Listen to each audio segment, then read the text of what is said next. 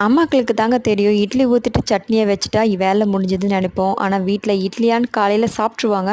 நைட்டுக்கு காலையில சுட்ட இட்லி சாப்பிட்றியான்னு கேட்டிங்கன்னா, உங்க வீட்ல இந்த இட்லி கதையே எனக்கு எடுக்காதீங்கன்னு சொல்லிடுவாங்க. மிச்சமான இட்லில இப்படி செஞ்சு பாருங்க. ஒரு கடாயில 1 டீஸ்பூன் அளவுக்கு எண்ணெய் சேர்த்துட்டு, தேங்காய், காரத்துக்கு 5 வரமிளகாய் சேர்த்துட்டு, 1 டீஸ்பூன் சீரகம், மல்லி, எள், 1 டீஸ்பூன் உடைச்ச கடலை, பூண்டு சேர்த்துட்டு நல்லா கலர் மாறுற வரைக்கும் வறுத்துட்டு மிக்ஸர் ஜார்ல சேர்த்துக்கலாங்க. இந்த மாரி நரன்னு அரைச்சு எடுத்துக்கலாம். இப்போ இட்லிய கட் பண்ணிக்கலாங்க. பேன்ல 4 டேபிள் ஸ்பூன் அளவுக்கு எண்ணெய் சேர்த்துட்டு 1 டீஸ்பூன் உப்பு, வெறுமிளகாய் தூள் சேர்த்துக்கலாம். இட்லிலையும் உப்பு இருக்கும், அதனால் கொஞ்சம் பார்த்து சேர்த்துக்கோங்க.